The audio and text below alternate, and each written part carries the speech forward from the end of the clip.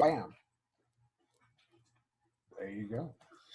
Hey, everybody. It's a new thing that Zoom is doing. Didn't mean to interrupt you there. Go ahead. That's quite all right. That's quite all right. If you guys didn't hear that, Zoom is now announcing that a meeting is being recorded, which actually it probably should have done from the get-go, because like, who knows what kind of nefarious shit has been done. Oh my goodness. Yeah. As we all figure this crap out. But welcome once again to another episode of Deep Talks with the Alabama Sasquatch. I am super excited today because I got my good buddy Ryan Hurst here on the line, and all the way from Osaka, Japan. Hell yeah. Yeah, so it's 7 in the PMs here, and it's 9 a.m. there. And we were just talking about Ryan's already been up and at it, had 2 meetings this morning today, and I'm so glad that he managed to squeeze me in. So, Ryan, say hey to everybody. Anything for you, my brother. Anything for you, man. You're so sweet. You're so sweet. So, how are things for you guys right now? What's over here in Japan? Yeah. Over here in Japan, I will say it's a way to say this. Just say it. Interesting, I guess. I don't know. Isn't that an ancient Chinese curse? May you live in interesting times. Yes, and man with hole in pocket feel cocky all day long. So yeah, Japan, it's interesting. We were in semi-lockdown again, I guess. And I mean, this has been going on for a while, but compared to the rest of the world, no complaints. Yeah. Nothing like, elsewhere. People are already, even before COVID, socially distanced. So it's not that it's been too much of a problem. Everybody's always worn masks, so there is no political fallout from that. Right. Yeah, everything's cool. It was just really interesting, the fact that we don't have any vaccines over here. And so they're just kind of getting into that. I mean, they have a few, but that's just the thing, a few. Who'd y'all piss off? Well, and that's just the thing. I'm kind of like, why are they sending all of the vaccines overseas? I don't know. That's a whole other topic, and way above my pay grade. And so I'm not a consultant on that. So I play a doctor on TV, but that's about it. But it's just interesting. So I'm just kind of still just doing my thing, and I'm very lucky, because my office, air quotes, is she's a leisurely 3-minute walk from where I live, and so it's not like I have to worry about anything. It's all good, So I'm working my way there. It's been a long year as far as I was gonna say, for y'all over there, man, it's pretty crazy, right? So no matter where you are in the States. Actually, I'm going to say, I'm in Alabama, dude. So Birmingham is a metropolitan area, and so Birmingham just like last month, the state of Alabama last month lifted the mask mandate. The masks! Wow. Yeah. So, everybody here is basically like, we got our vaccines, we're good now, man. I see. Okay. And I mean, I was like really following it closely early on, and even my attention span has sort of like just kind of waned on it. I'm just like, we don't have the same issues that you have because we're just not as dense population wise. So sure. major metropolitan areas exactly. Right. New York and San Francisco and LA, are totally different situations, but exactly.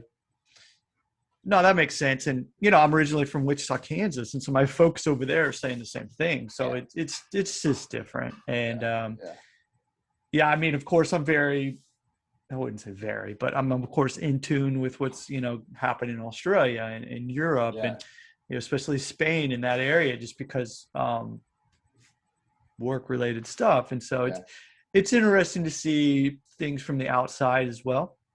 The States, I gave up on trying to understand what's going on in the States many years ago. I think that's the best thing to do. Yeah, is right. just I'm just like, it's all good, whatever. And right. so, but it's really interesting for me to have uh, the opportunity to be able to know so many people very closely who live in other countries, and hear their opinion from, boots on ground, if you will. So Right. it's really interesting to hear that. So I'm just glad that things seem to be moving forward in this, wherever we are in the world. So, Yeah. I mean, so if nothing else, it's no longer, I mean, we're just more familiar with it. We've had a year yeah, to get used exactly to right. it. Yeah, I exactly. don't know that anything has thoroughly changed, but we're just all kind of like, okay, this is Yeah, it. yeah. Uh, Interesting. I would like to give you an opportunity because I know, well, not everybody knows who you are. What? Come on now. I mean, I've been singing your praises, but let's be Yeah. honest, hardly anybody knows who I am. So, Come on now. I played one of the lead characters in Walking Dead, and it still cracks me up that people still tag me in Sons of Anarchy stuff and really, Walking Dead because they just see Ryan Hurst and assume that it's yeah, me. I'm not that person. It's a yeah. different actor. He's much better looking than me. Yes. So, yeah. So Yeah. Yeah. you run actually one of the most successful online fitness businesses in the world. Really? Wow. That's Well, good to hear. I didn't know that. That's cool. As somebody who surveys the market, I mean, you guys are definitely, and having been a consumer of your product, I can also attest that Yeah. you've got, a Appreciate premium that. product out there. Thanks, sir. Thank you, sir. And so, you know, if you want, just plug GMB for a minute and tell us a little bit about it and Sure. your thing. Yeah, I appreciate that. I really do. We've been around now for a little over 10 years, officially. Which actually in this industry is ancient, It right? is, and it really is. I And mean, unless you jazzercise, and then I yeah, mean, like, yeah, of course, there's people way longer than us, but if you're looking at strictly online yeah, fitness, um, I think it's pretty safe to say we were one of the first companies to do the sort of thing that we're doing online and fully online, 100%. And we had no idea what we were doing when we first started off, and it was great. I mean, it wasn't great, but I mean, like, it was exciting. I will say that. But I mean, just to kind of reference for people who are listening, pretty much everybody shoots now in, you know, yeah, if you're looking at 1080p, but 4K, you've got your phone, you can shoot it on a really nice camera. I was still using cassettes when we were shooting. That's no joke. And I would shoot our videos on this full cassette size recorder. or micro cassettes.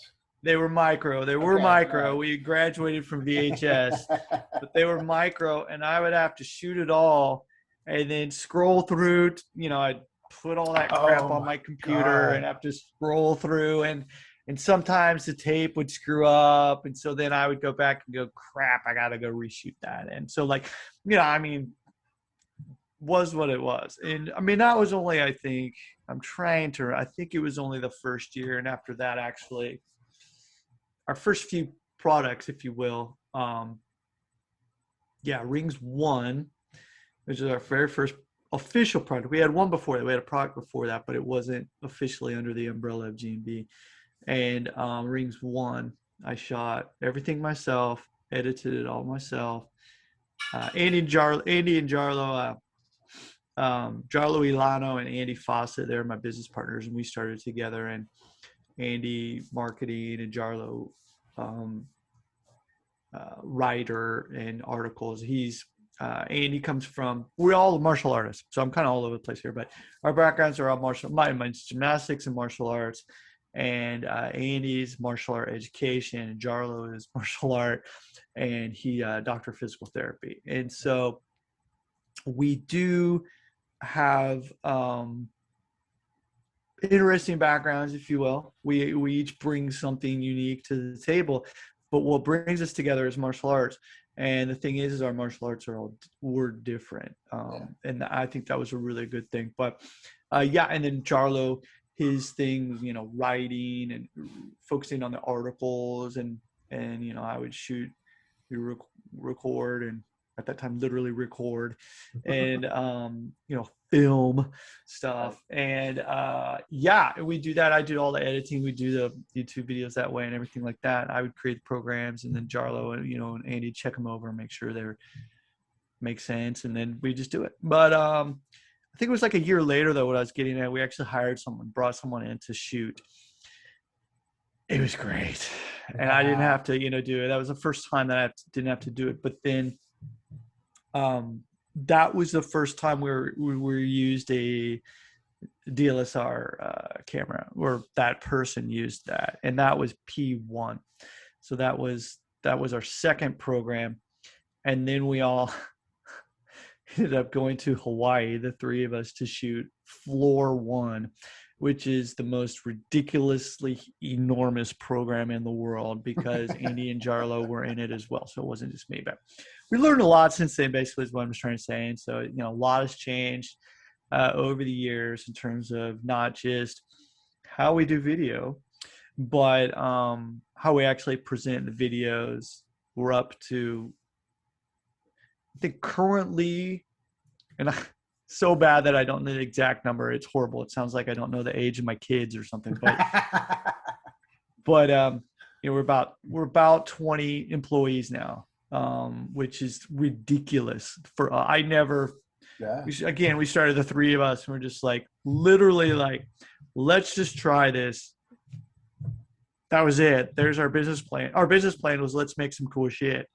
Right. That was it. I mean, really. And a little bit more than that, but basically that was what it was. Let's make some cool shit and get paid. Let's make some cool shit. And it was kind of started with that. And again, it wasn't just like we were just making stuff up. It was our experiences. It was me looking at that point in my life, coming off of a major injury, and saying, I need to train a different way. I don't want to train the way that other people say that I should possibly train, because I know what's good for me, if you will. Maybe there's a better way, and let's just show people the way that we want to train, and some things that, make it fun. And that's really what it was. And so we just wanted to make some cool shit that other people like us could relate to, and say, you know what, you don't have to be in the gym all the time. Here's another way. And that's just how it started. And of course, it was rings and, parallettes, and then we showed some floor stuff. But nowadays, really, it's not the skills. For us, it's really the method. And over the past 10 years, us really trying to refine our method. And that's really our focus right now, is looking at everything from AAA framework, which is where you assess where you're at. Sorry, I should turn my phone off. Assess where you're at, then you address the issues that you have, and you apply the necessary protocol, which is the programming, to help you to get what you need, and then you reassess. And so this is obviously coming from Jarlo's background of being a physical therapist, and looking at okay, how can we really, again, hone in on what a person needs, because a lot of people don't know what they need. They know what they want, but a good coach, the difference between somebody who just trains someone and then a good coach, is a coach not only gives you what you want, but what you need as well, and maybe without even knowing it. And so that was something that we wanted to look at, is how can we actually teach people and be a good coach for them online without us actually being there in person. And so that was the one thing. And then looking at strength, flexibility, and control, motor control, and saying, okay, let's just pick one of those and focus on that, because by shoring up one of those, you're going to help with the whole of things, right? And then shifting between that. And so that's where we really started looking at just those three. And then we came up with the 5 Ps, which is our actual training protocol, where that's a session. And we don't say workout, we call it a session. And the reason why is because we practice on skills, and we think that everything is actually skill based. And so this isn't anything new. We haven't, there are no new movements there. I look at it like music. It's just a different way of putting the notes together in order to create a song that pleases your ear. And hopefully thievery. There you go. That's artful thievery.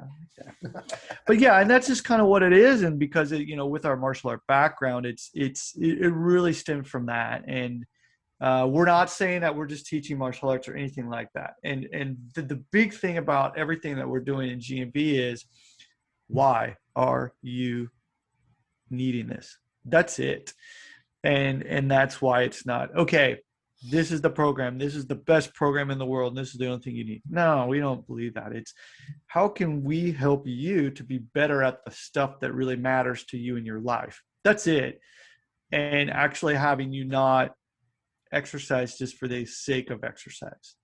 And so that's a little bit different than some other places out there. And we're really trying to get you to not exercise the limited amount, only the necessary dose for you for the things that you're trying to do in your life. And a lot of people kind of miss out on that because you can kind of get addicted to the actual workout side of things. I'm the same. I love to work out. That's just me.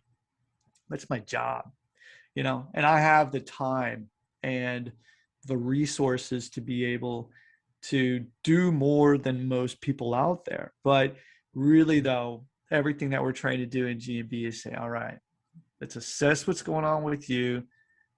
Okay, this is it. All right, for your Brazilian Jiu-Jitsu, for your surfing, for you being able to play with your kids better and not break your shit. This is all you need.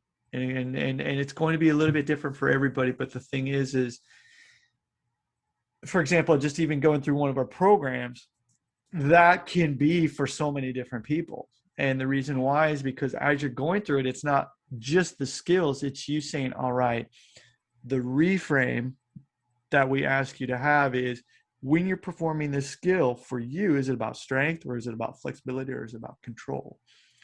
And that simple reframe can change a lot. So that's 3 different versions of that same movement. But then if you think about it, it goes a lot deeper than that, because then you say, how does this apply for my life? Can't do a squat. Okay, that's fine. Well, here's an option for you to be able to do the squat. What are you lacking? Strength, flexibility, or control? Cool. What for? Well, I need to be able to squat to bend down to pick up whatever, or I need a squat to be able to do an overhead clean, or not even a clean, but snatch, clean, and then maybe you have overhead squats in there. Okay, if you're an Olympic lifter or something like that. Okay, cool. Right there, then it's not just looking at your squat; it's that control to be able to handle weight under load.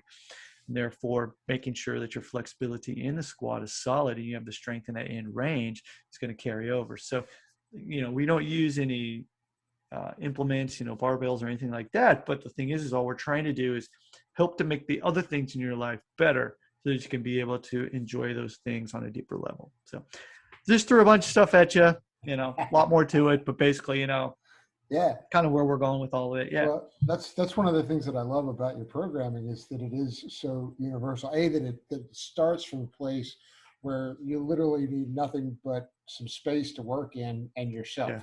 So like no gear necessary at all. Which just, opens up the door to how you can then apply these movements other places. And, so yeah, I really appreciate that aspect. Thanks, sir. I want to circle back to something that you mentioned very early on, though, was that your programming was largely informed by an injury. Oh, absolutely. Yeah. Yeah. And I think that, this is something that I know from my own experience, and that I frequently come back to, is how much a blessing getting hurt can be. I mean, Absolutely. I'm not somebody who seeks out, like, I take, Dan John said at one of our Danger. workshops several years ago, he like went through a litany of like all the different surgeries he'd had and all the things that he had broken and fucked up. And then he was like, I think I got one good injury left in me, but I don't think I have any recoveries. And I was like, That's good. Yeah, I mean, right. not good, but yeah, But I get that. Yeah, yeah, yeah, yeah. yeah. And so I train as though I have no recoveries, right? So I like that. not that I'm fearful about what I do, but I'm very mindful of what I do. Yeah, selective. This is something as I get. I'm 48 right now, and so yeah, this is huge, and especially with the injuries I've had as well, right? So you Right? know that they're pretty Yeah. major. Yeah, the first, I mean, I kind of I wouldn't say I blew it out, but I tore ligaments in my knee when I was 18, which kept me from doing some things, ended my gymnastics career, if you will. Um, for those of you listening, I started gymnastics very young age, 6, 7 years old, or I don't even remember, and competed until I was 18 years old. And at the same time, though, I say again. That's a hard road. Yeah, I got to be honest. I was burnt out the last 3 years. That's actually when I started doing more martial arts. So I would, I would do a session of my gymnastics, and I was on the team, right? I was on the team, so we're talking like training, and then I would go to martial art practice afterwards. I would get home. I was in high school. I would get home till like 10. And I'd try and study a little bit, and then do it again the next day, and then compete on the weekends and all this other jazz. And long saved, I was also in Boy Scouts too, so I was outside all the time. So anyway, but yeah, that's just the thing. And it was obviously it's going to lead to something going wrong. And then in judo, I came to Japan when I was in college, and I mean, you know this, and competed in, I did kendo and judo and competed pretty heavily. That's what I did. That's why I came to Japan. That's what I wanted to do, and did that. I was also doing some other martial arts because I worked at martial arts complex for 8 years, and that's all. I mean, I was just doing that. I was training. And all right. Yeah. Don't just gloss over that. Like, what martial arts complex were you training at in Japan? Yeah, so I was at where I was working at was called Sumiyoshi Taisha. And so Taisha is, another way to say is Jinja, which is shrine. So I actually worked for one of the largest shrines, at least in Osaka. It becomes the third largest shrine in Japan on New Year's due to the amount of people that visit it for New Year's. I was very lucky to work at the martial arts complex within that shrine. And I worked there for 8 years. I did translation, interpretation. And at that time, now is different because the head guy, it's called Guji in Japanese, which is basically like the head of the shrine, changed.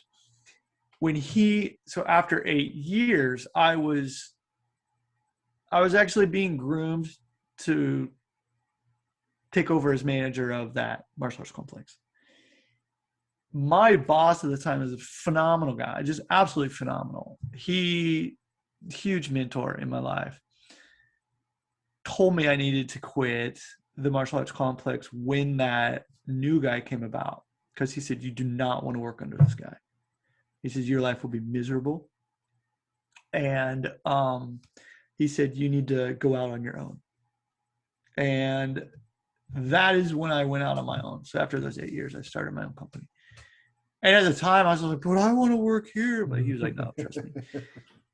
And it was good I did that, because what happened was the guy was a dick, not my boss. The new guy that came in. It's an absolute prick. I didn't know that, of course, but my boss knew who this guy was because he was at another shrine. So he came from a shrine in Kyoto, or Kyoto, as they say in the States. but yeah, he was from a shrine in Kyoto, and my boss was like, "Yeah, this guy, you're not going to get along." So, anyway, not only myself, but the majority of the martial arts instructors left. Wow. And I want to talk about those people quickly, if it's cool. Of course. We talk about anything on this show. Amazing guys. So, like, for Yeah. example, I know, if you've ever heard of Aikido, which I know you have. Yeah, So just a prior little to bit. Aikido, it was an art called Daitoryu Aikijujutsu, and which was Ueshiba Morie, which is the guy who created Aikido, studied in Daitoryu Aikijujutsu before he did Aikido. So the top Daitoryu Aikijujutsu guy taught at that shrine. So I did it too. So I was like, yeah. Wow. So I got to train with him, which is super cool. It was a lot of fun when I was doing that. Have you, just to geek out for a second, just a slight Yep. segue. Have you heard that there, back when I was doing a little more heavy reading into more general martial arts, there's a theory out there that Ueshiba spent some time in China. And that, yeah, he did. Yeah, he did with in the war. Yeah. So that the idea is that his Aikido was informed by Bagua. What do you think about that?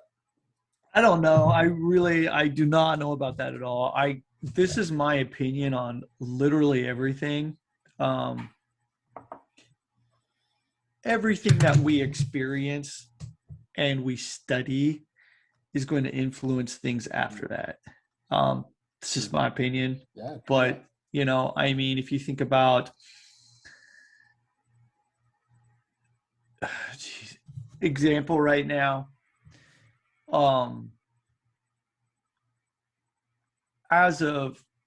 martial arts is my thing. That's really, martial arts and hiking. I mean, that's really just what I want to do. Okay, that's it. So martial arts, because it is such a big part of my life,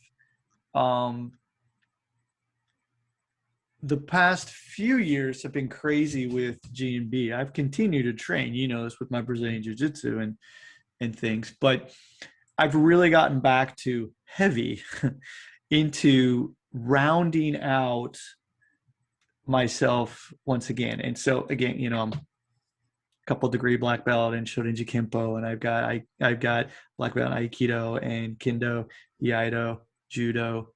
I'm missing one.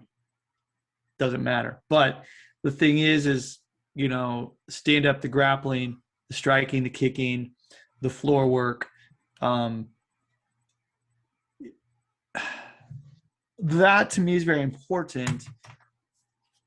My thing though right now is, how does it all relate in my style? So as of January, started working again with one of my very close friends. We actually used to work together before G&B. He's with the State Department and is a trainer for them in weapons and tactical combatives. And so we I say train together, but like one of my close, really close friends. And we've been throwing stuff back and forth, but it's mainly him throwing stuff at me like, hey, think about this concept. And then we look at a particular thing. And then what I'm trying to do is see the relationship between the other stuff that I'm doing. So, for example, if we're to look at Brazilian Jiu-Jitsu, no, let's look at stand-up. Let's say that we're looking at stand-up grappling in the gi, okay? So if we were to look at it that way, and I were to only think about it in my lens of what I'm extremely comfortable with, would be my judo. Therefore, I'm going to revert back to what I usually do. And he's saying, let's try and look at it a different way. And so, for example, like, I also study Kali. And so if we were to look at Hubad, Hubad, which if you just look at, a brush parry, just a simple brush parry for something that you're doing. How could you look at that in your way and try and not to apply it to that, but explore that within the realm of what you're doing. And that was something that I spent a couple weeks literally every day when I would do stand up with my guys. They didn't know what I was doing. Mm-hmm. And I would just do hubad for grip fighting. Mm-hmm. And the thing is it's not that I didn't know that.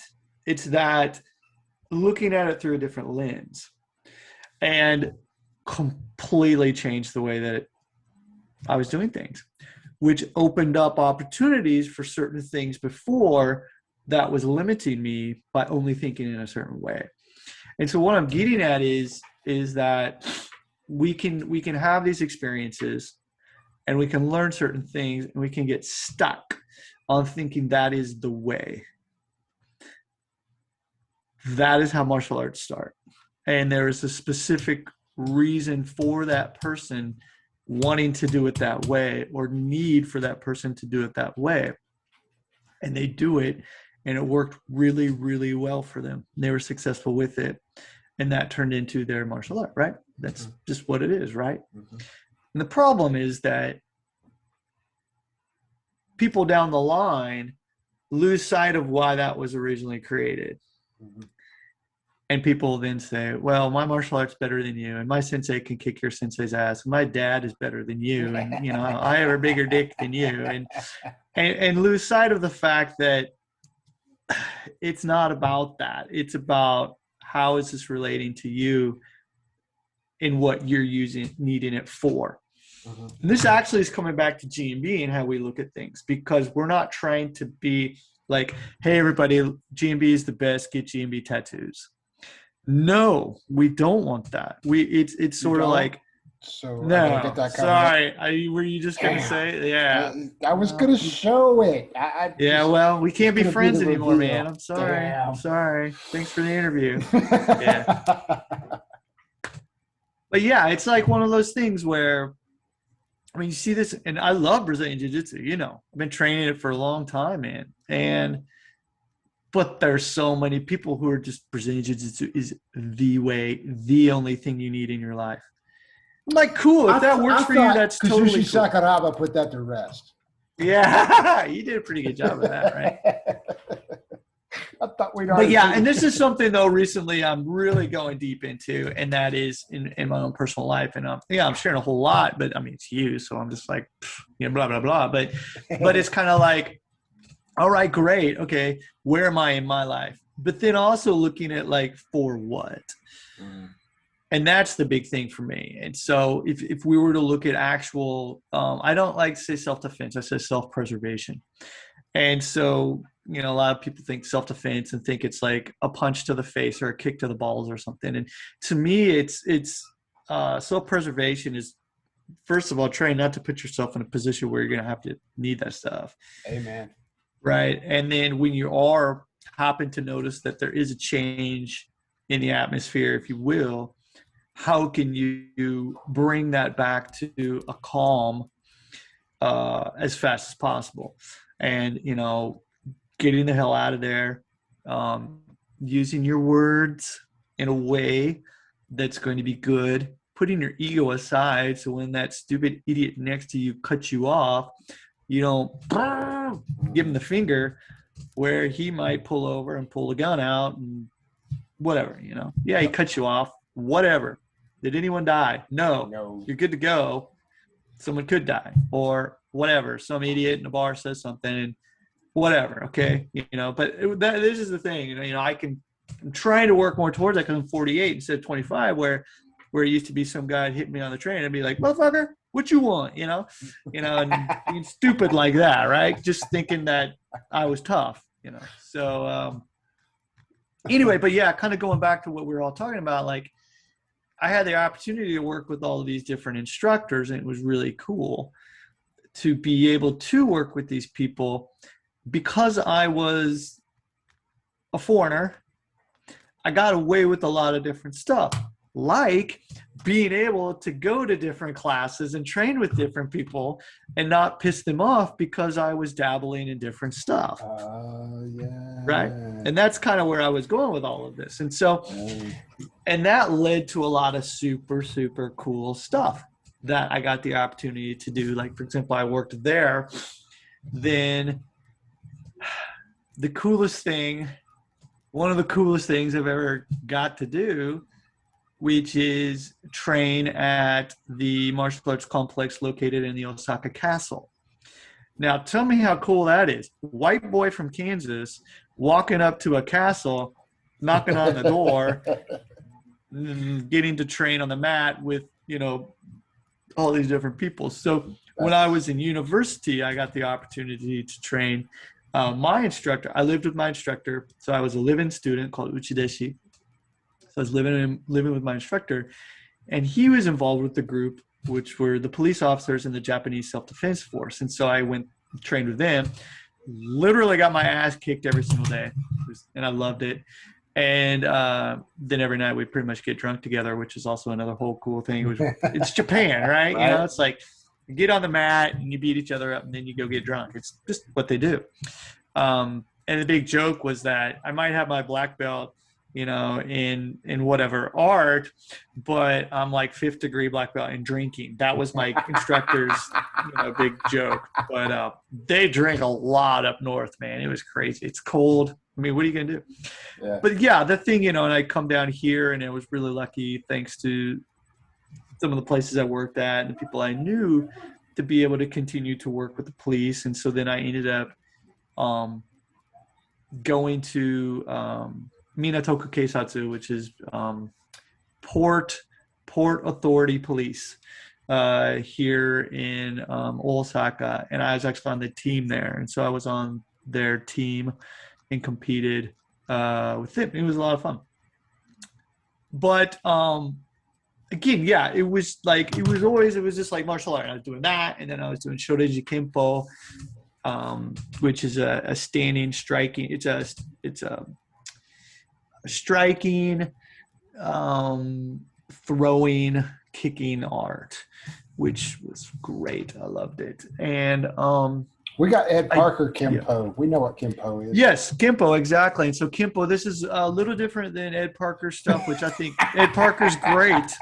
Taking care of business. Yes, Ed Parker. Kempo, man.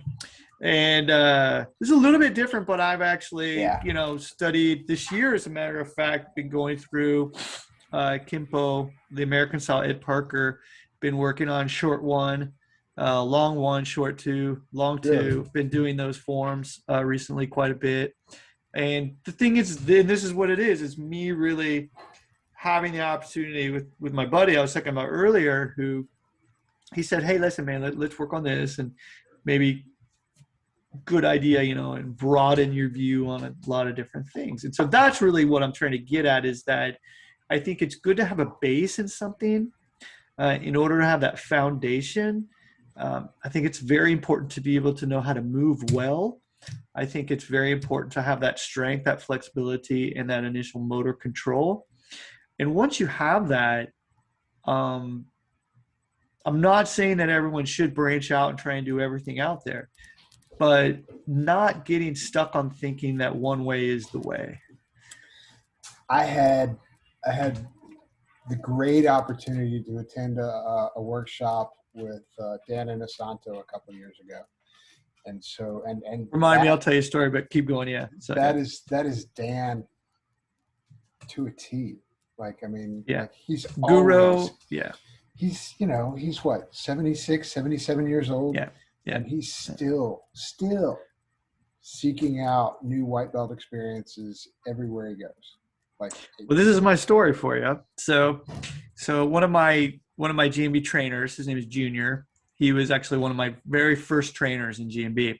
I knew him before GMB as well. So I he's in Australia, Brisbane, Australia. And he brought me over to teach a seminar in Brisbane.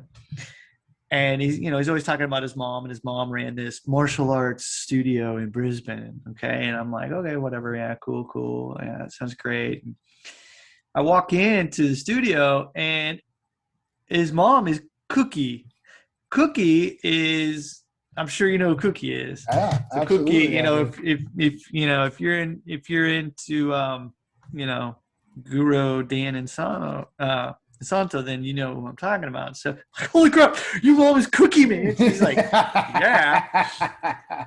So, you know, a few years ago, Cookie had me over because Guru Dan was there and he wanted to do a session. And so I got the opportunity to teach G&B to Oh Guru God. Dan. And it was pretty freaking crazy because here No was this pressure there, man dude. that I've known forever who's just amazing. But it was exactly Yeah. what you just said. It was, he's so open just to learning. And I was just like, dude, you're the last guy who needs to worry about this kind of stuff. You know what I mean? Right. But anyway, he's in his, 70s, and he's like, I really want to improve my squat. I was like, oh my God, this is like the most amazing thing for me, of course, but then also to experience the way that he views things and always being open into new things. And that really helped to change a lot of the ways that I was looking at things and say, hey, listen, I need to keep that open mind, continue to keep that open mind and explore and learn and understand that it's a never ending process. And so, I've always thought that I can always learn something from anyone. But I think as soon as we start thinking like, oh, I got it, or there's nothing else I need to do, I think that's really when it's kind of that. That's death, dude. It's, yeah. That's So I like to use the term mastery in terms of how Japanese look at it. And mastery is you can only master today because tomorrow is going to be different. It just builds upon each day. And so we talk about mastery in G&B, and some people misunderstand that and thinking that you have mastered something, therefore you don't need to do it anymore. But that's not really what we're talking about. It's you've only got a better understanding of it at this level today. And there's always something that you can learn from it in order to improve. And it's just like going back to the basics. You don't go back to it like on a linear thing where you're dropping down. It's an upward spiral. And so when you come back to something on this spiral, you're coming back to it at a higher level of understanding. Therefore, you will probably see something that you didn't notice before, or you didn't have the capability, not the ability, but the capability to be able to do it before. And so therefore you're building that ability then, of course, to be able to do that, which is cool. So yeah, 100%, for sure. Yeah, something else Dan said in that workshop that stuck with me was he was talking about training. He says, I take 2 weeks off, and this is back pre-COVID, so he was on the road 90% of the year. He's, at 76 years old. Man. I mean, he's doing workshops every weekend, constantly on the road. And he said, I take 2 weeks off at Christmas. I take 2 weeks off at Christmas to be with my family. And I'm home and I spend this time with my family. And then, when I get back to training, I can't jump back in to where I left off. Right. I have to work my way into it. And he said, it's March before I'm back to where I was. Sure. The second week of December or whenever it is that he takes off, right? And so he gives himself 3 full months to ramp up for 2 weeks off. Yeah, and I was just it just totally opened my eyes to, it's totally. And that's why this man at 76, 77, 78, wherever he is now, dude moves like a cat. Oh yeah. Just there's no hitch in that giddy up at all. I mean, the guy. Yeah, it's just talk about a encyclopedia of knowledge too. I mean, and just humble, just so humble, which is amazing, kind. Right? Yeah. 100%. But that cycle, it's. I mean, you and I both know as we get older, it's. The way that I did things, like coming back to my judo, I was working at this martial arts complex. I would go to a couple classes during the day to help, it was my job. And I would be in there doing these, whatever it was, like Aikido, Jiu-Jitsu, or, whatever. Then in the evening, go train judo for 3 hours straight. Yeah, and every day. You know, it was like a different martial art plus judo, a different martial art plus kendo or whatever. And it was just like, dude, there's no way I could do that right now. I mean, I could maybe, but the other thing begs the question, like, why? And of course, we do have different points in our life where it changes, of course, where the focus changes. Of course, you know, you and I both, we're married, we have kids, we have business, priorities change, but the ego, I think, is really coming back to that is what the big thing I'm getting at now. I remember getting on the mat thinking I've got to put this, tie this guy into a pretzel. That was all I would ever think about. It was either, punch you in the face and throw you on the ground and tie you in a pretzel. That was like my thing. And now it's so different. And the interesting thing is I really believe I'm a better martial artist, if you will, and better person. I'd like to think I'm a better person now. I mean, I don't know why my wife stuck with me for so long, but but yeah, and I'm not saying I'm perfect or anything at all. I mean, if nothing, I'm far from it, but it's just kind of like chill, right now things are chill, if you will, in terms of that. And so when I step on the mat now, I just want to enjoy it. That's really, so I'm not a good training partner if you are going into a competition, basically what I'm trying to say. And I think a lot of us, if we really could kind of look at things in that way, because we see a lot of people, and especially in Brazilian Jiu-Jitsu, you see this also in karate, depending on the style of karate, Shorinji Kempo, I'd see this, especially in judo. But everyone has their own journey and they're different and where they are in their life. And I think that if you can find a person or a few people that are at a similar point in their journey, I think it's great. I do think that we can help other people. I'm not saying that, you can't help other people who are going through a different journey, but, when a young guy comes up to me during open mat for Brazilian Jiu-Jitsu and is like, hey man, let's roll. I know what's on his mind. I know exactly what's on his mind. GMB guy. Exactly. He's like, this foreigner with the beard, I'm going to take him out. And, ego could come into play on my side of it. And I end up getting injured, or heaven forbid I injure that person because, I'm going to show this young kid, so yeah. And I'm not saying, hey, Sonny, let's go light. It's not that sort of thing. It's really being, comfortable in where you're at. And so, depending on who I am going with, I've had young guys, and so it's usually just young guys, okay, and like blue belts or something, and they got something to prove, and I was like, whatever it is. So anyway, depending on the situation, I'll let them tap me, and I'm like, hey, you got it out of your system, can we now actually go now, and they're like, oh, okay. That's when it gets fun for me, because then, they're just like, they're feeling, okay, yeah, I kind of got out of my system, and then I can play. And that's kind of like for me, and I'm not saying I'm not going to, worry about that. But I mean, there is just so many people who are just like, I'm never going to tap. I'm never going to tap. Yeah.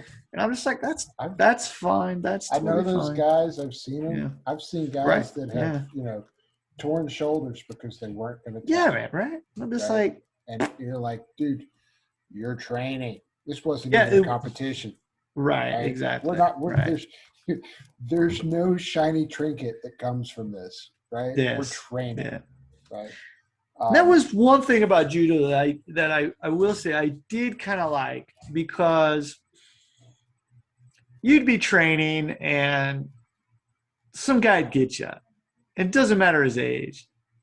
And he'd throw you and just be like, good one, man. And you just go right back at it. You go right back at it.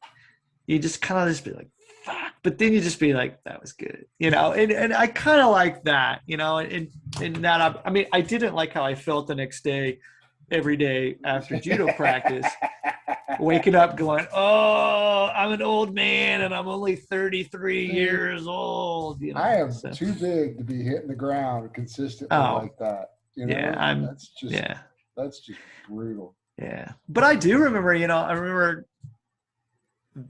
where was that? It doesn't matter where it is. But there was a group of, I do remember, it's at Syndikai Kukan. Okay, it's a different place. Anyway, but I remember there was this group of guys there, and I don't even know how old they were at the time, but they were older, 60s or whatever. We would all line up and we'd all bow in and do the warm-ups all together. And then we do uchikomi. So it's basically just like you partner up and you practice an entry to whatever particular technique you want to do. You're not throwing each other. And then they would say randori, which is like sparring.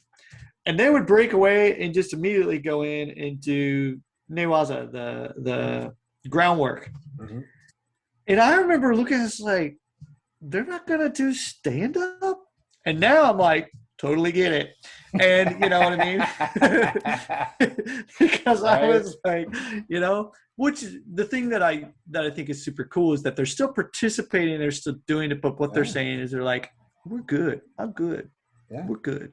And that's really, I guess, what I'm trying to get at is I'm really slowly starting to get to that point where I still do stand-up. I do stand-up twice a week, without a doubt. As a matter of fact, after this afternoon, I'm meeting actually with my Brazilian Jiu-Jitsu instructor, who I've been teaching stand-up to, which is freaking hilarious. That's and awesome. So we do an hour of stand-up, and then we do an hour of groundwork. And so, but the thing is when we throw, we don't throw, if you will. It's not like, it's actually looking at, quality of movement and really trying to make them clean and, that sort of thing. And likewise, the groundwork is the same as well. And it's fun because we have that balance, if you will, where it's neat that I get to show him things and then he teaches me, if you will, and we have that give and take, if you will. And so we do have that mutual respect, right? It's a very fun, relationship because I love it because he's actually making me better in my stand-up game because certain things come up where I was just like, oh, okay, that's cool. And, years ago, I had to look through my judo, if you will, in the lens of Brazilian Jiu-Jitsu. If a Brazilian Jiu-Jitsu guy, if I'm paired up with him, how is he going to do his stand-up? Usually not very well. But but then what are the certain things? I'm a pull guard.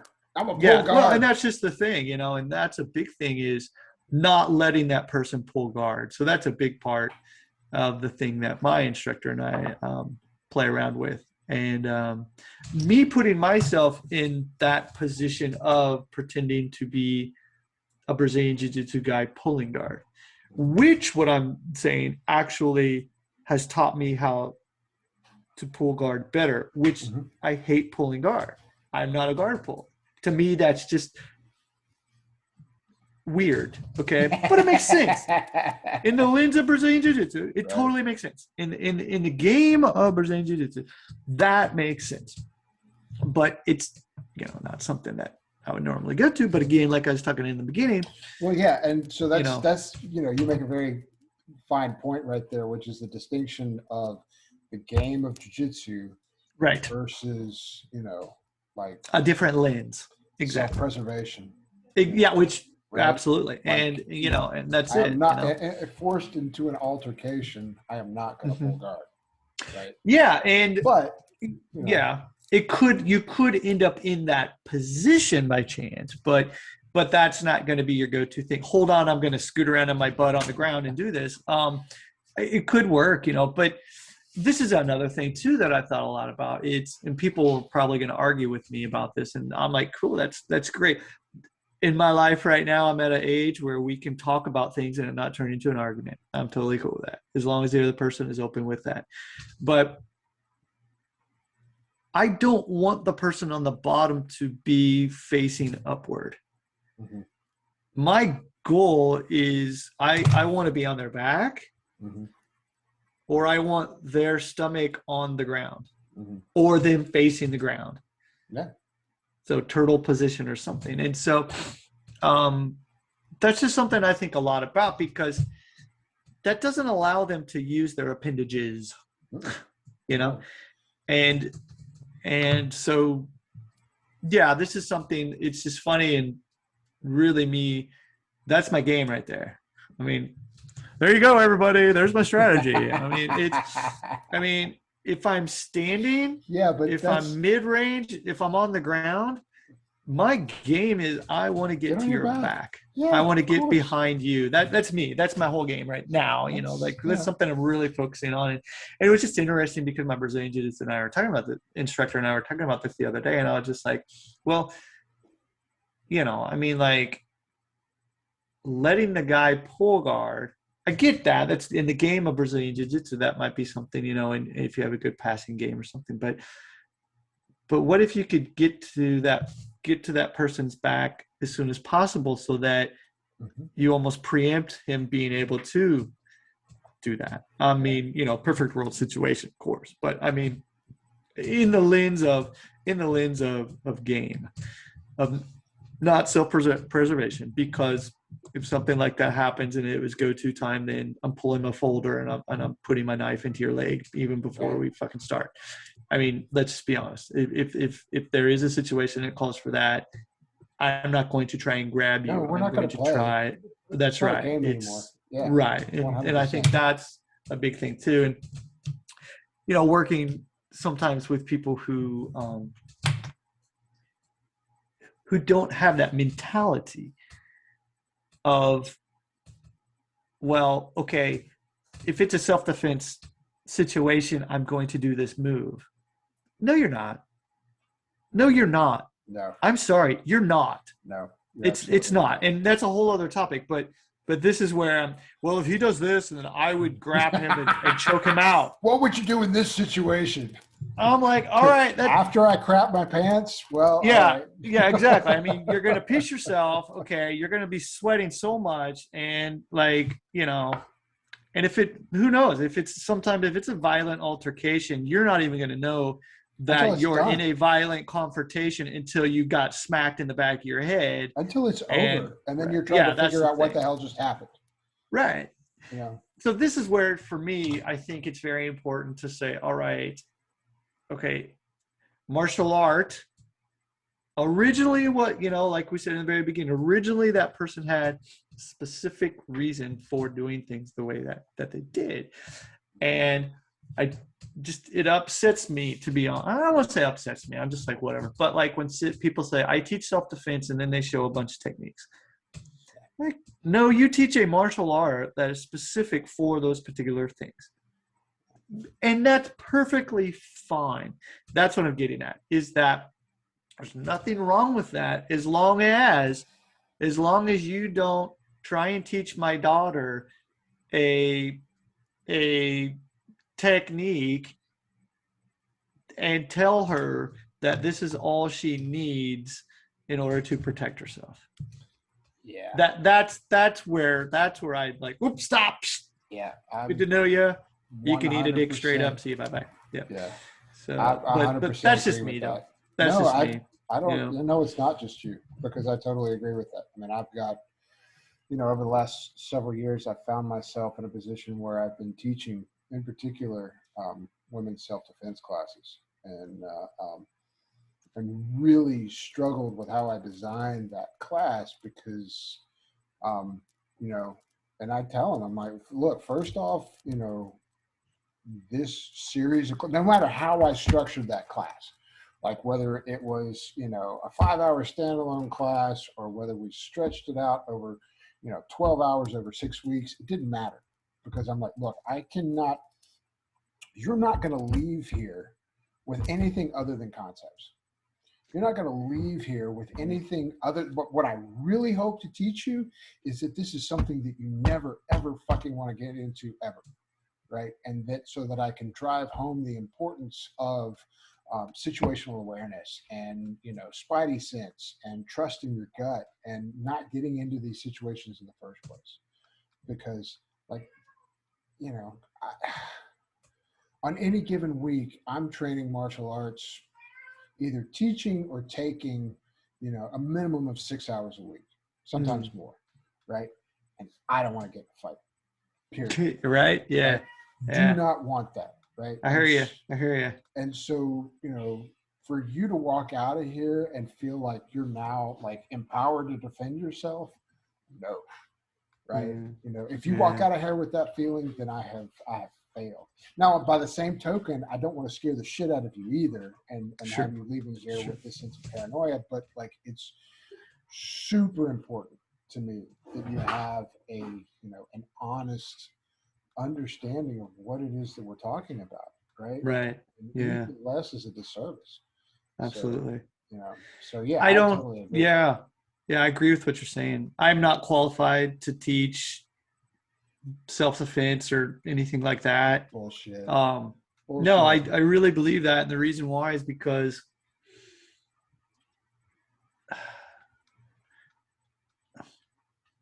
I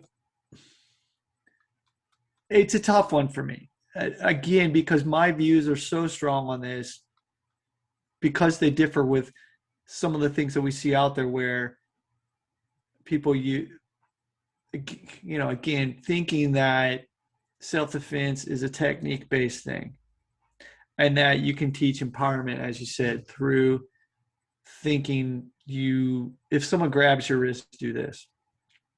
If someone does this, do this. That what if, for one, uh, it's a complex movement pattern that's not going to work under pressure. We can only access gross movement patterns, motor patterns, gross motor patterns.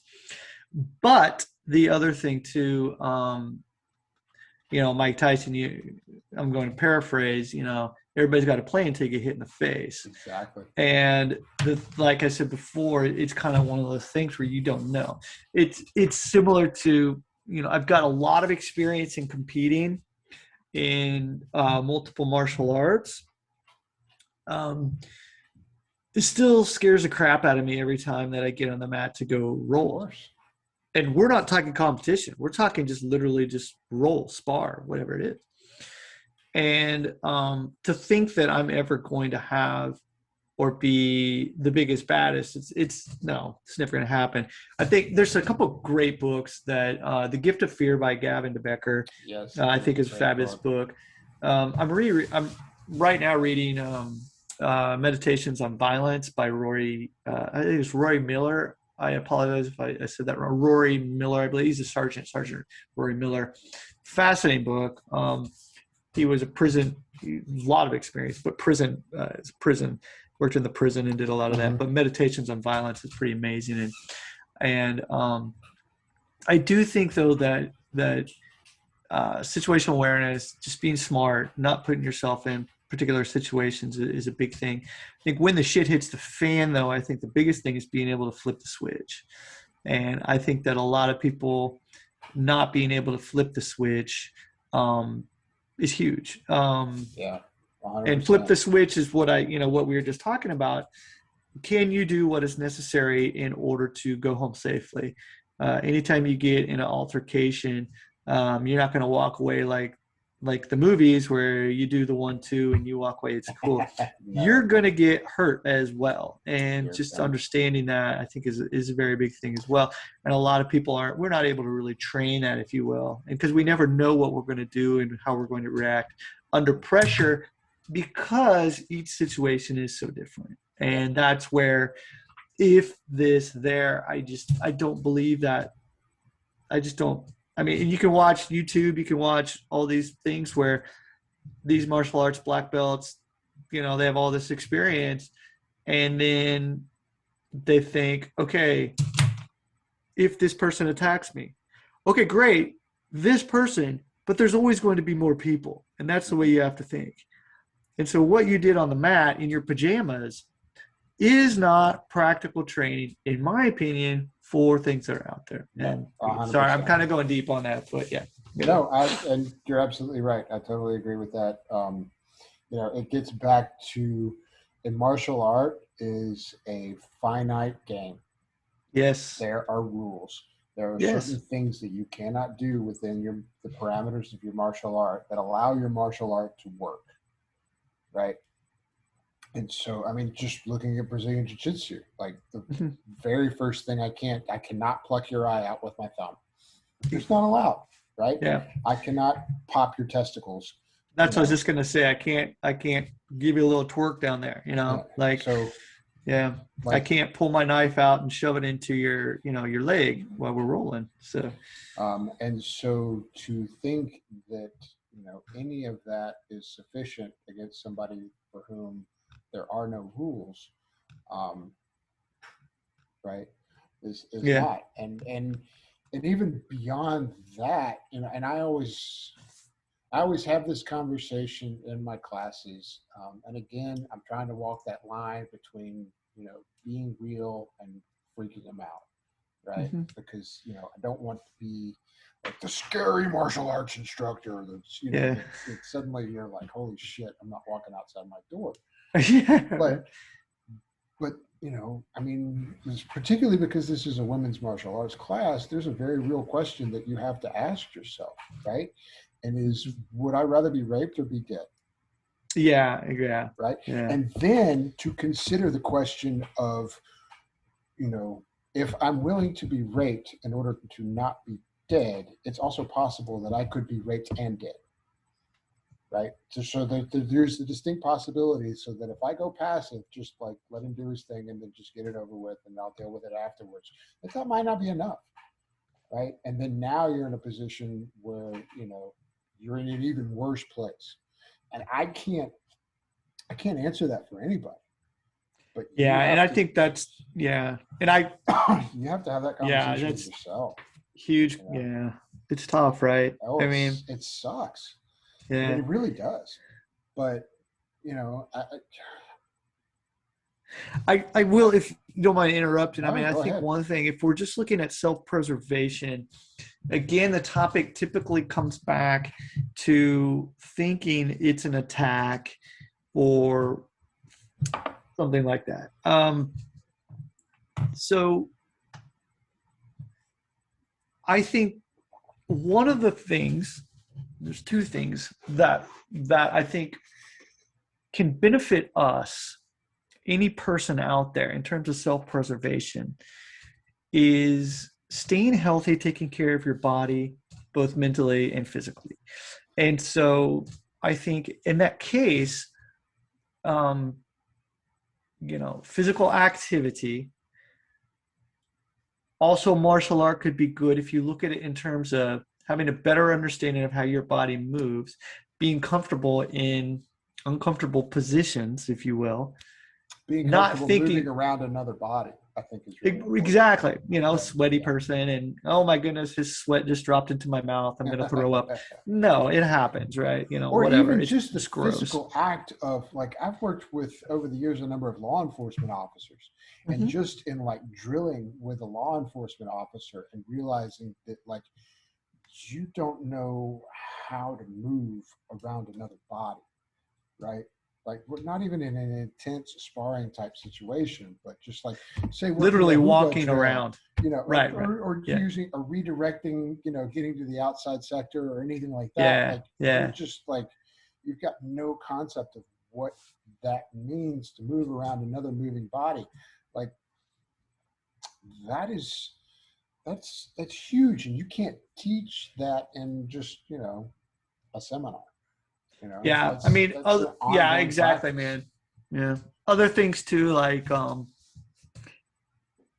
beyond the whole martial art thing. Uh, can you sprint? Basically, can you run away? And you run away 100%. Literally, can you run away? Right? Can you maneuver yourself over an obstacle when there's an active shooter? Can you maneuver over a particular obstacle in order to get behind that obstacle? Yeah. Um, you know, Getting off the X, right? And again, I'm not trying to say that I don't teach any of this stuff. This is just me thinking and No, stuff. but And it's stuff that you think about, and it's relevant. my And my you have kids, we talk. My you kids have and I play a family that you game care about. actually. Yeah, my kids and I we play this game, and they see it as a game. I see it as life skills. We haven't been able to play it recently because of COVID, because we don't freaking go anywhere. But whenever we would get on a train in Japan, because that's just how you get around in Japan, we would get on the train, and they got smart to it, which is the whole point of it. We'd get on the train, and the doors would close, and then they would I would address them, and I'd say, okay, in a quiet voice, I'd say, tell me about the two people sitting down behind you. And whatever, guy's wearing glasses, he got a blue shirt on, and blah blah blah, and we would get to the point where I was trying to get as detailed as possible, because what this is teaching is basically your surroundings, spatial awareness, and then we do other things like, it doesn't even matter, but like these games, if you will. And to me, those are some of the things I think that are really important, even more so than just break my wrist, grab my wrist. No, my other wrist. Right? Yeah. And again, I think everything has its like this. Yeah, not like this, but like this, right? Yeah. So, but yeah, and then you also bring up the point, as well as the situation dictates protocol, and if you're a law enforcement officer, everything is of course going to be different depending upon that. I'm not.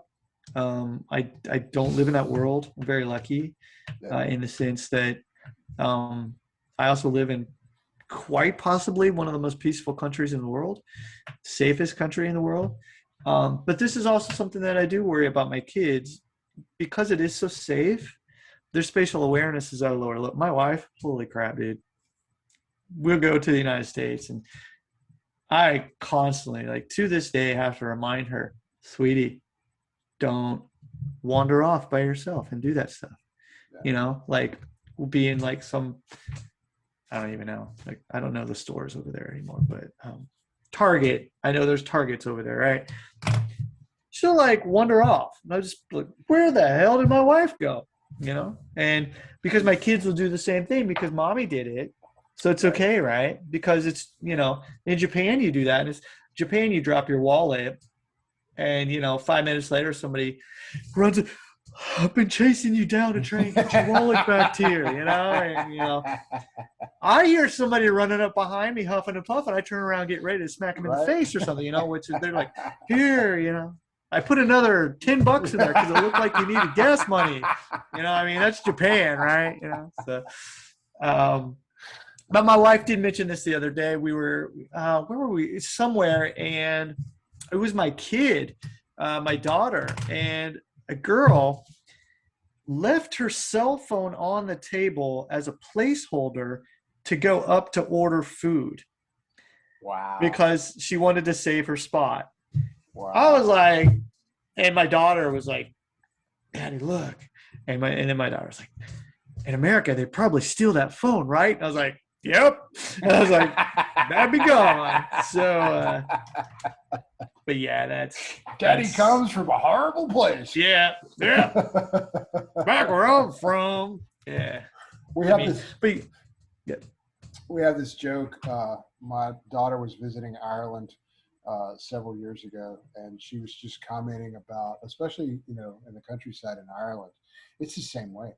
Everybody is just so nice and so polite. Yeah. They're listening to the radio, and they're like, for like hours during this broadcast, there's this ongoing thing about this little girl who lost her stuffed elephant, right?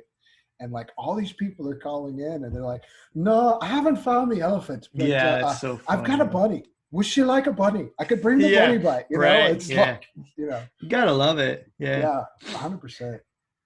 But yeah, but like what you said, I think it's great. I mean, we still have those places, but there's some hard elements in the world, and I think it's very important just to understand that, but not live in fear. One of my friends looks at that self-preservation as first aid. Understand these concepts, understand that it's to try and keep things from escalating, understand that things could go very bad, you know, but just to have that initial wherewithal to be able to start initiating and get in there and start doing some work on whatever needs to be done. I think, looking at it maybe that way, and then going back and making sure that you brush up on that self-preservation, come back to it. And, I haven't worked on my spear, or I haven't worked on my, flinch, response, or whatever, or played that game with my kids where, what's going on around me, or shit, I've got my headphones on when I'm walking down the street looking at my phone. Yeah. Fuck. That's my pet peeve. But anyway. Yeah. Well, so getting back to what you were saying about, like starting from a place of, being at least, to a certain degree, not necessarily an athlete, but physically capable, right? Physically capable, right. I operate from the framework that, we're talking about predation here. We're talking about predators, and conceptually, there's a constant thread through predation, is that predators pick on the weak. Yeah, if you look like a target, you're a target. Yeah.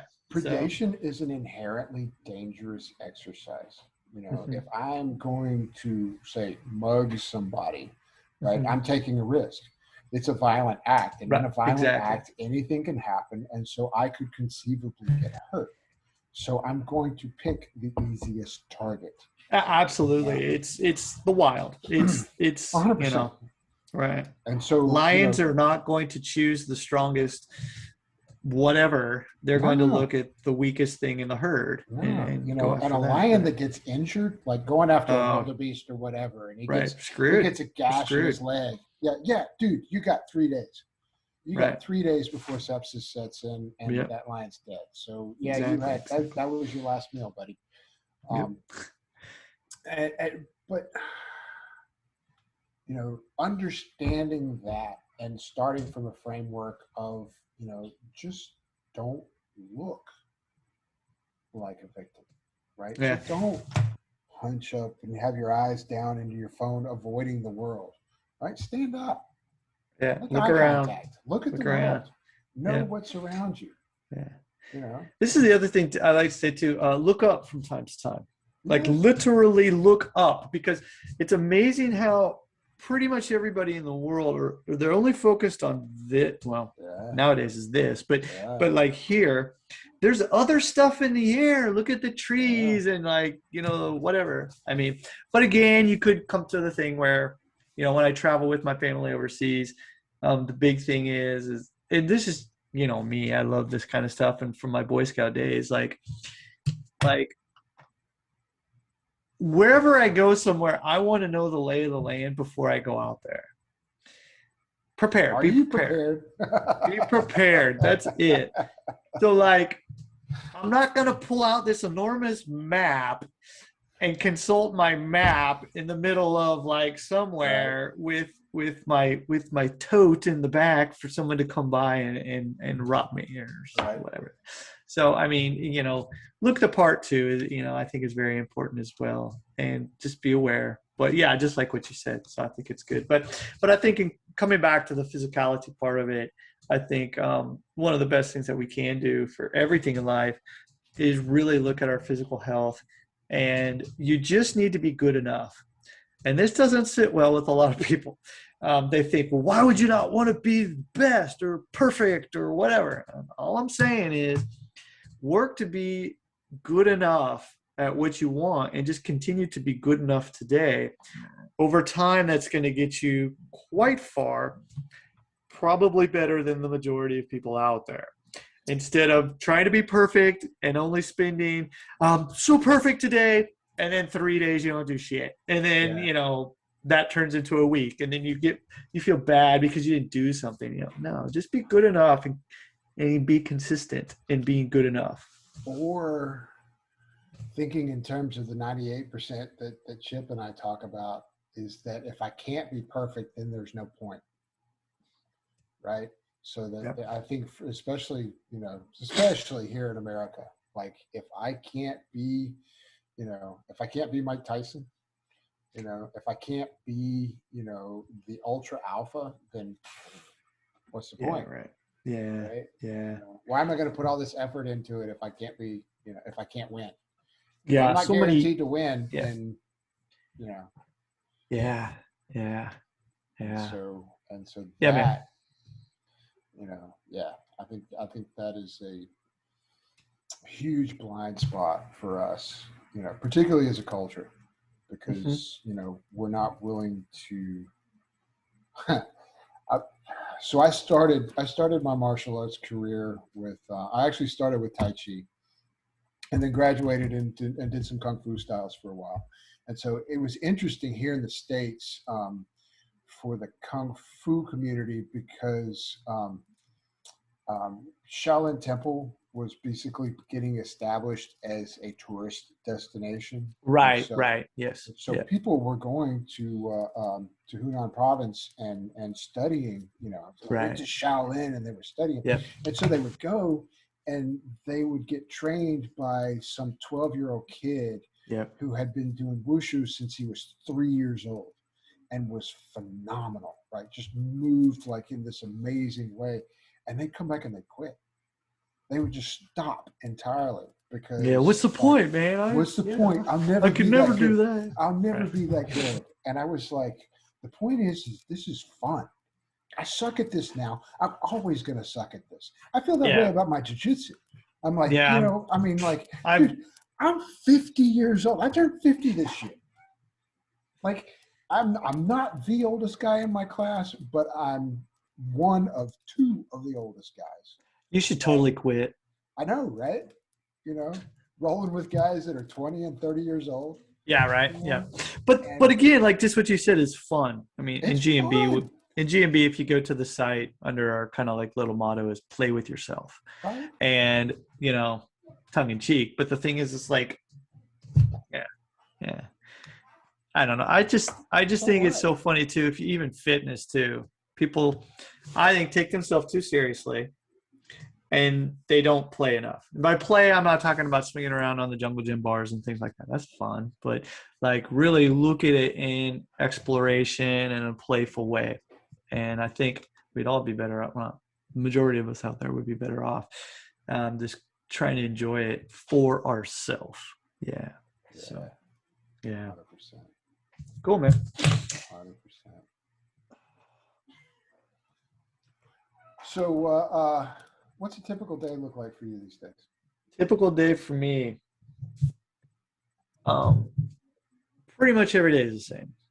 Sounds boring for a lot of people, but I mean, um, especially with COVID and everything like that. But yeah, basically, man, like I'll get up and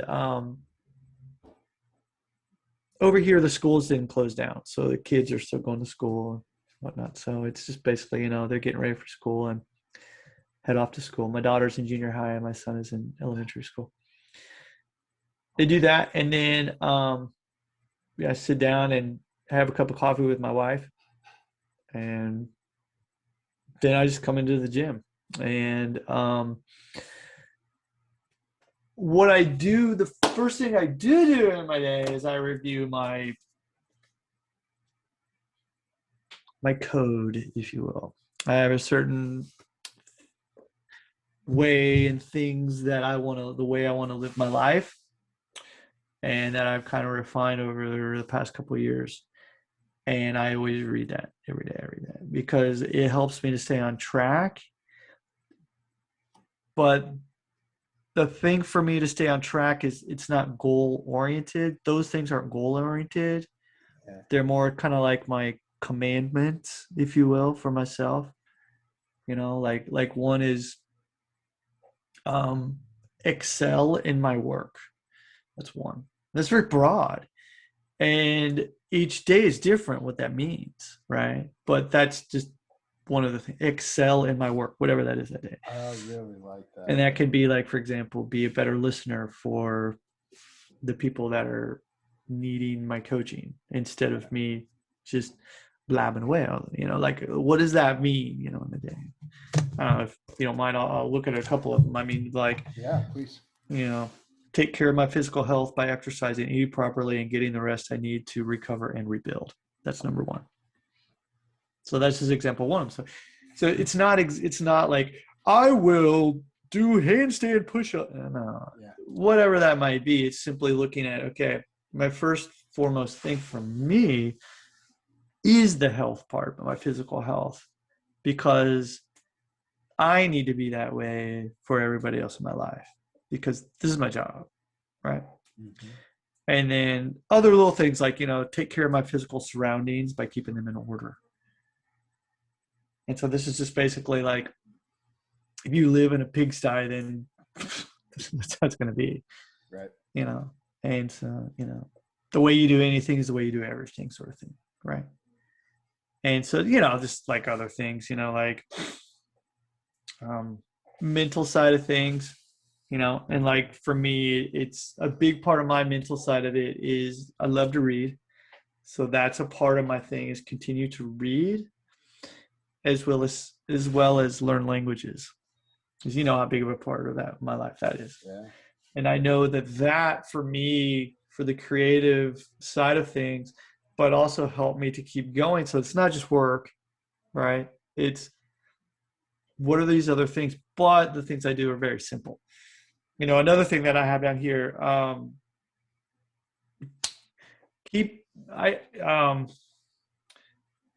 keep my appearance very clean and simple.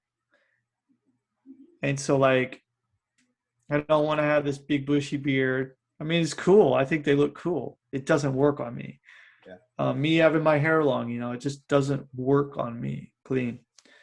I wear the same t-shirts. I wear V-neck t-shirts. I've got like 4.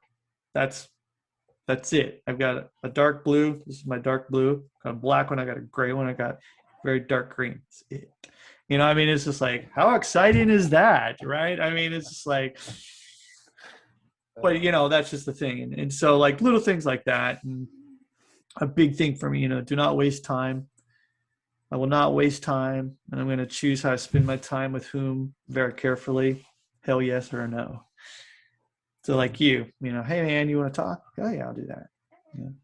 But the other thing as well is, like, I'm not on social media a lot anymore. I mean, that's my job, part of it, but I'm not constantly checking my phone. I don't have notifications turned on my phone.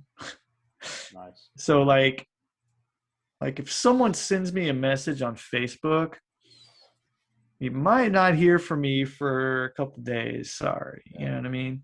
So, I mean, little things like that I kind of look at, but then it goes like into depth and like looking at exactly like excel in my work. A big thing like it's written here, focus on the big things that give me the main results. I mean, if you look, 20-80 sort of thing, if you want to look at that, but then also I work less, but with more intensity, or not even intensity, but intently, maybe is the best way to say that.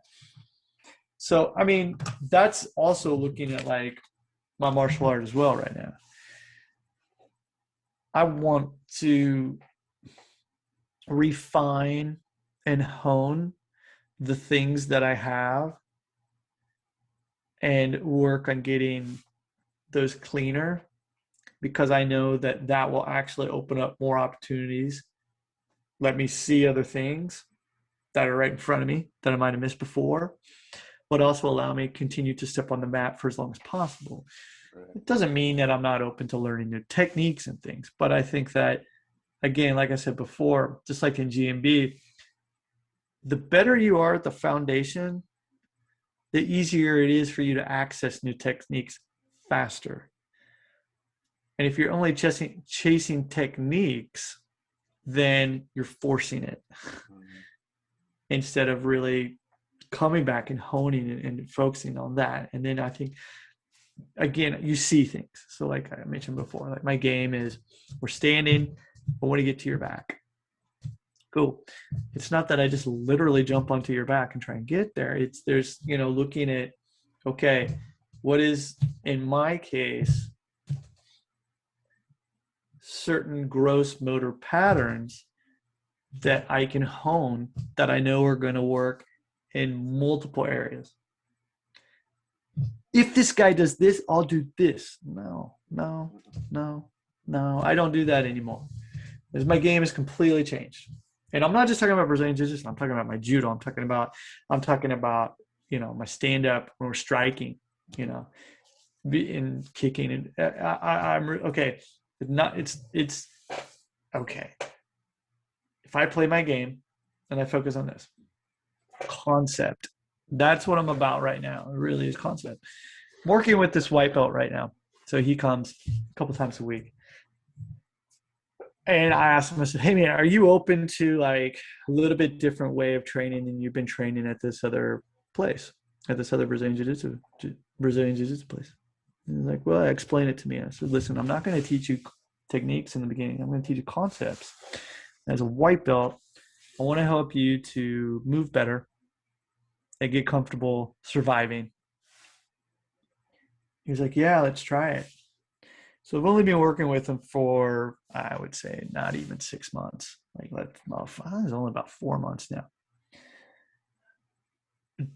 He's like, this is great because he's not worried about this technique or this. It's simply, he's just like, wow, and he goes and he's rolling with these other white belts from this other place. And he's like, I don't know exactly what I'm supposed to be doing. He says, but it's fine because I just get out of everything. I'm like, good. That's all you need to worry about. I said, don't think about choking somebody. Don't think about arm bar. Don't think about any of this stuff. Just think of moving better and being comfortable of, slowing things down to see what's going on so that you don't freak out and flop around like typical white belt and injure somebody or something. Keep your arms in close. Keep your legs in close.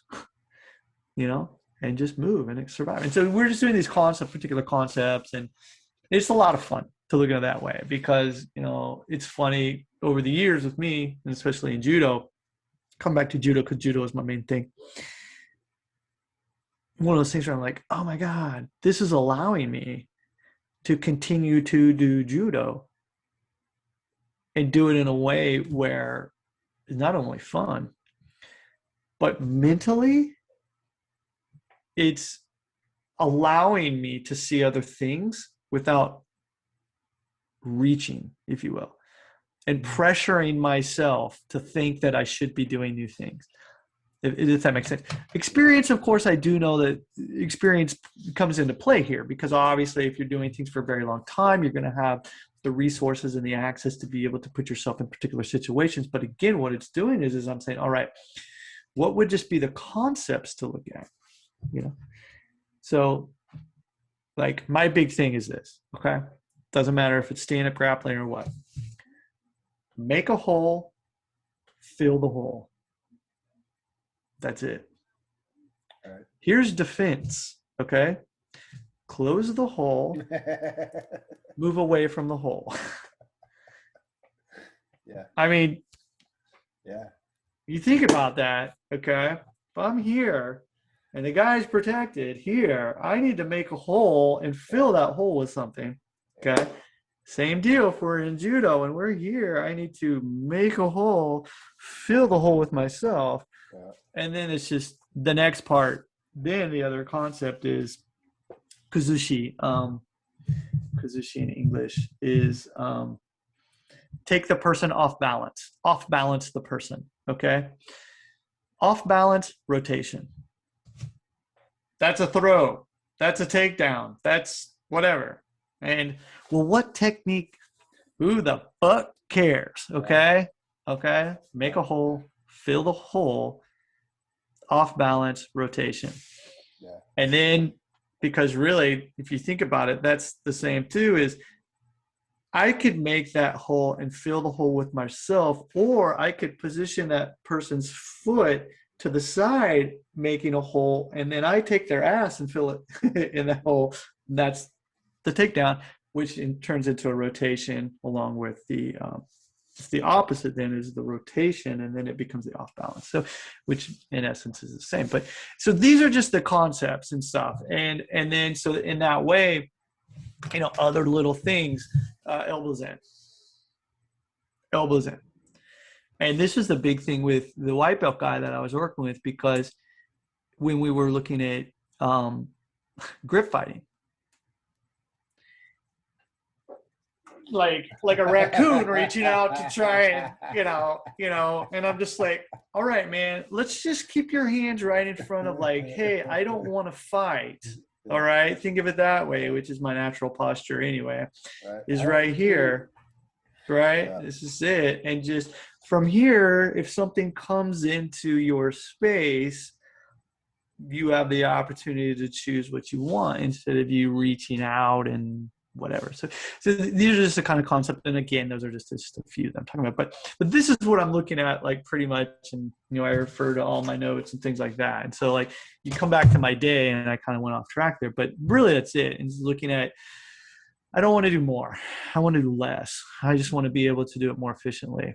And so, I'll work. I usually have a meeting in the morning or something. But I actually don't have a whole lot of meetings, to be honest. My main thing right now is how can I make the GMB experience better for our clients?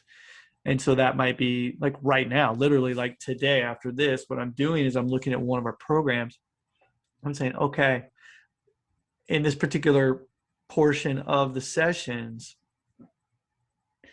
how can I make the warm-up, we call it prep, how can I make that prep better for our clients? That's my main goal today. Literally, that's my goal today. My prep sessions. That's it. And then today, and I'll probably do that, and I'll probably spend quite a long time doing, a good couple hours, because what I do is I chunk my time. And so I block off time where no phone, no internet, no nothing, and that's it. Deep work by I can't believe I forgot his name. The book Deep Work. It's a great book. I want to say Carl. I know that is not his name. Sorry. Anyway, but Deep Work. Mm-hmm. If you haven't read that book, it's a phenomenal book. Deep Work. Just add it to my list.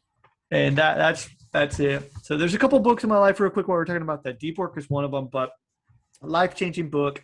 I think everyone should read it. Is called The One Thing. The One Thing. Basically, what is the one thing that you can focus on right now that's going to bring the biggest change into whatever you're doing? That's what it is. And that's what I'm getting at. And that's what I'm looking at everything. And so, coming back to the martial art thing, the Hubud, if I'm looking at Hubud, that was my one thing that I was like, okay, Hubud, and exploring that within different contexts. I'm not saying that that's going to solve the world's problems, and that's what everyone should be doing. All I'm simply saying is what is my one thing right now? And so, like, today, my one thing is, like I mentioned before, that prep session. That's it. And I wake up, I know that today, that is my one thing. That's what I want to get done today. That's it. I get it done. I'm like, sweet, life is good, But I also understand that there are certain things you won't be able to get done in a day. But the thing is it's like, what is the thing that's going to bring the biggest impact to what you're doing? And I mentioned that earlier, like, focus on the big thing. That's what I'm talking about. And so, look at the 80-20. What are 20% of the things that are going to bring the 80% result? Okay. That's good enough. And that's what we were talking about before. You focus on that 20% of the stuff that's really going to bring that 80%. Oh, that's golden. Yeah, you can know all these different techniques in the world, but the thing is when you start to roll, what do you typically come back to? The thing that you're most comfortable with. Okay, well, then get really, really, really, really freaking good with that, and then start to look at one other thing that you can start to work on and get really, really, really, really good at. Chances are you're going to be able to add that other thing into when you're rolling, instead of just, learning today's latest way to get out of a triangle or whatever. You know what I mean? So that's what I'm really after, is focusing on one thing, getting really good at it, and then looking at another thing. Put this, on maintenance mode. It's not that you don't do it. And it's the same way with my training. So then today, for example, before I do my Brazilian Jiu-Jitsu, today is my kata day. And so today I'm going to be working on a close quarters form. And so my close quarters form that I'm doing It's basically just all elbow strikes. Starts off in this posture, and it goes different elbow strikes and ends up with a final spear. Okay, and that's my kata that I'm just going to really work on refining today. And so, like, that's my one thing. So yeah. And then I'll do my Brazilian Jiu-Jitsu, which we'll focus on that one thing. My instructor and I, that's how we do it. And we focus on one thing today. And when we roll, we have a purpose in mind. So we do situational sparring. We don't go full out rolling. And so by focusing on situational rolling, then we know that we're actually focusing on the stuff that we previously trained and implemented into what we're doing. And so this is how you can pressure test what's going on and get more comfortable with it, do it in a safe environment where you can slowly ramp up the resistance. And then once you do that, then we start to explore where we go, okay, you've got this down. Now it's not what if, but simply sticking to that, and the other guy does whatever the fuck he wants. Yeah. And so by doing it that way, then it's okay, I'm sticking to what I'm doing and just making sure that I come back to a certain, I'm not saying we do that in Brazilian Jiu-Jitsu, but like that one pattern that you're working on that day. And then you kind of go, oh, it worked here. It didn't work here. Why not? Okay. And that's it. And then I usually go home. And so I'm usually home. I'm usually home by 5:30 or 6. And I have dinner with my kids. And then I don't do any work in the evenings. Zero. I read. During the day too, depends on the day. I might have a Spanish lesson with my teacher in Spain. You know, I do that a couple days a week. But at night, I'm typically reading. I've always got 3 books that I'm always rotating in. One is a book in Spanish, and it's not a study book. It's a literal like book, because I'm big into language in terms of like, don't study grammar, that stuff, you know, like look at how it all relates. Okay. And then I'll read, and I have a book that is related to business. Like, for example, it might be something like The One Thing. Okay. And actually right now, a book that I'm going back to in reading is called The Subtle Art of Not Giving a Fuck. That's a great book. By Mark Manson, which is a fabulous book. And I'm rereading that and doing that. And then I have another book that I always read, which is it's literally just like turn your brain off, like nonfiction, like whatever, you know, like a detective book, or just whatever. And so I'll rotate in between those, but I do read or watch something in Spanish every day, just to keep that going. I don't worry about my Japanese at all anymore. I like speak Japanese during the day and like whatever. I'm cool with that. So, anyway, but yeah, my life is, that's it. That is my day. And you know, it's it. It's not exciting maybe, but to me, that's what I've worked in order to get there. That's because that's what I've wanted. And that's what it is. You know, my dog, you know, she died last year. And so, you know, I don't walk and do the walks and everything, right? But, you know, that was in my day before. I will say that 2 days a week, I do my work in the park. So I go to a picnic table and I'll do my work there. And that sort of work is my notebook. I've always got my yellow legal pad, and I'll write out my stuff and take notes and do stuff there. And that's at a picnic table in the park, because I always want to get out and do that. So, but that's also deep work again. So that's what I try to do. And then of course there are days where I'm just like, nothing goes wrong or nothing goes right. And I'm just like, you know, whatever. So sometimes it bees that way. That's right. And it's fine. So rambling, but that's kind of it, man. So that's beautiful, man. That's a beautiful day. It's kind of fun. Yeah, for sure. Well, dude, we're coming up on the 2-hour mark, and that's crazy. It's always good to ramble with you, though. Oh my God, I get so much. It's been a while since we've it chatted. Really has. So. It really has. I was thinking about that. It has been quite a while. So too long. Thanks for putting up with me, dude. The honor is totally mine. Everybody, I'm going to sign this off real quick. This has been Ryan Hurst, guru of all things wonderful and light. I'm so blessed to consider him a friend and to be able to share him with you guys. So Thanks for having me enjoy. on, everybody. Yes. Absolutely, man. Cheers. All right. Cheers. Where's the damn record button? There it is.